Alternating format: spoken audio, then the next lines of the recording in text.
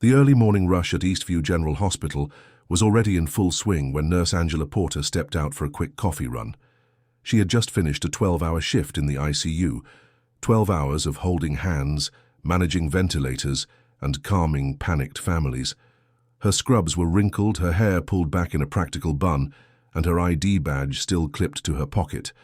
The gas station was nearly empty, just the hum of the coolers and the flicker of a faulty overhead light. She didn't notice the police cruiser pulling in behind her, didn't think much of the officer watching her from inside the car, until she walked back out with her coffee. "Hey!" The voice snapped through the morning air like a whip. "You pay for that?" Angela turned, blinking in confusion. "Excuse me." The officer, white, mid-40s, mirrored sunglasses, even at 7 a.m., stepped out of his cruiser. His nameplate read, Officer Trent Halley. He didn't smile. "I asked if you paid for that coffee." Angela held up her receipt. "Yes, you can ask the cashier if you'd like." But Officer Halley didn't glance at the paper. He took a step closer instead, hands on his belt. "Mind if I see some ID?" Now there were eyes watching from the pump stations. A woman in business attire paused mid-fill. A man on his phone lowered it slightly. Angela stayed calm. "Why?" "You're acting suspicious," he said flatly. Suspicious. The word landed like a slap. Angela was in scrubs. She was holding a receipt. She'd done nothing wrong. But she was also a black woman alone at a gas station in a predominantly white suburb of Los Angeles. She handed him her driver's license without another word. He examined it slowly, like he expected it to be fake. "What brings you to this part of town?" he asked. "I work around here." "You work?" He scoffed. "Where?" "Eastview General." He chuckled, shaking his head. "What are you? A janitor?" The words hit her like a punch, but she didn't flinch. She was too tired, too used to this. "I'm a critical care nurse." He raised an eyebrow, clearly amused. "Sure you are." Angela said nothing. The officer seemed disappointed she didn't take the bait. "Just doing my job," he said with a shrug. "Can't be too careful these days. Lots of thefts at these stations, especially early mornings." He handed her ID back like it was something dirty. "You're free to go." She didn't thank him, just walked to her car and drove off, pulse tight in her throat. But that wasn't the end of it.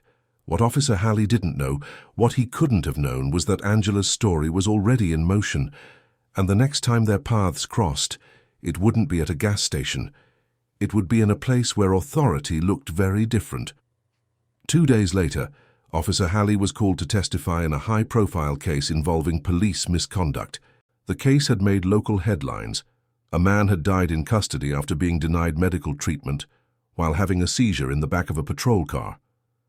The department was trying to cover its tracks, but the family had brought in an outside medical expert, someone with deep ICU experience and a flawless reputation. The courtroom buzzed as the expert witness took the stand, and Officer Halley went white, because there, wearing a crisp blazer and calm expression, sat Nurse Angela Porter. Not in scrubs, not holding coffee, not at the mercy of his badge. Now she had the attention and the credentials. Angela was introduced by the family's attorney, not just as an ICU nurse, but as the Director of Critical Response at Eastview General, a national consultant on trauma care, and an outspoken advocate for patient rights. As she began to testify, confident, articulate, commanding, Officer Halley couldn't look away. Her words were precise, controlled, but anyone listening closely could hear the message underneath. Respect is earned, not imposed. She broke down the medical timeline of the man's death with surgical clarity, exposing delays, missed protocols, and glaring negligence. She didn't mention her encounter with Halley. She didn't need to. But Halley sat frozen in his chair, sweating beneath his uniform. Angela's presence was undeniable. The jury listened. The judge leaned in. Even the defense attorney didn't interrupt. By the time she stepped down, the tone of the room had changed, permanently.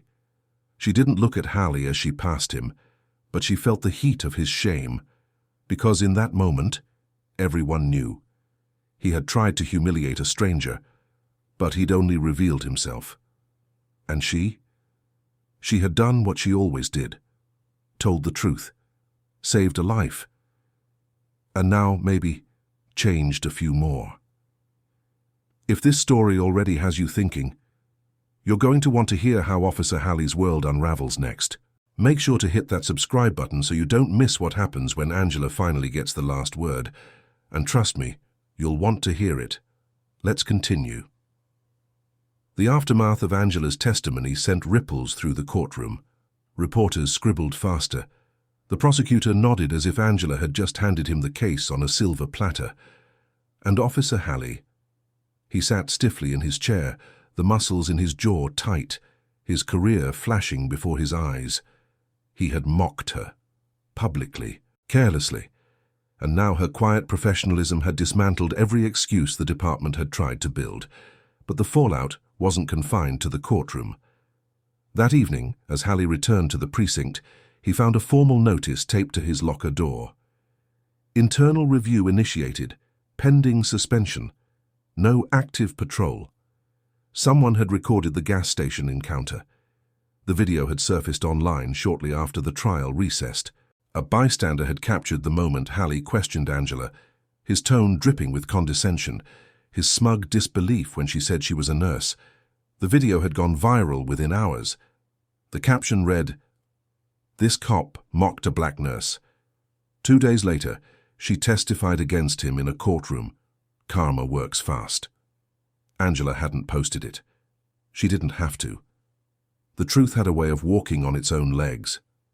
By the next morning, Hallie's name was trending, for all the wrong reasons. Local news picked up the story.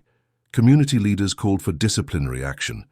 The hospital released a statement praising Angela for her integrity and professionalism under pressure. But Angela didn't speak publicly. Not yet. Instead, she went back to work. The ICU was still full. There were still patients crashing at 3 a.m., still families looking to her for hope. She didn't have time to bask in vindication, but she did notice something different. When she walked through the hospital halls, her colleagues nodded with quiet respect. A few even stopped to thank her. "You said what needed to be said," one nurse whispered, "for all of us." Angela smiled politely, but inside she felt something shift. She hadn't planned to become a symbol. She just wanted people to be seen, respected, believed. Back at the precinct, Hallie sat alone in an internal affairs office. A supervisor played back the gas station video, again. "Is this how you were trained to handle a coffee purchase?" the supervisor asked, not looking up. Hallie mumbled something about suspicious behavior. "Suspicious," the supervisor snapped. "She was wearing scrubs. She showed ID. She had a receipt. You think that's good policing?" Silence. "She's a decorated trauma nurse, Trent. She saved more lives than you've written parking tickets. Do you have any idea what this department looks like now?" Hallie shifted in his chair, shrinking with every word. "You embarrassed this badge, and you did it on camera." Later that week, Angela was invited to speak at a local university's nursing program. The auditorium was full. Students, activists, even some law enforcement officers sat in the back. She didn't talk about the gas station or the courtroom. She talked about dignity.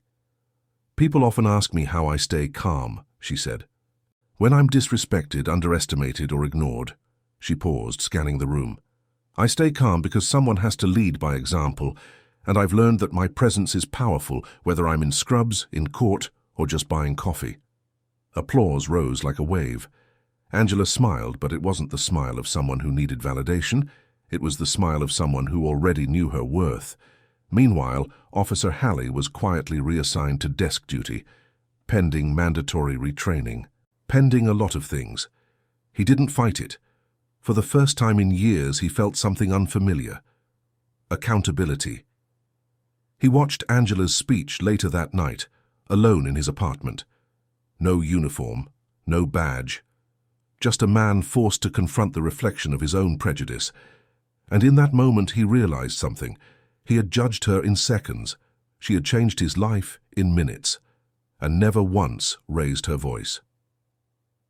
If this story inspired you, hit that subscribe button, because the world needs more stories where truth wins, dignity rises, and the underestimated take their place in the spotlight. Your voice matters. Your presence matters. And sometimes, the quietest people carry the loudest lessons. More powerful stories coming soon.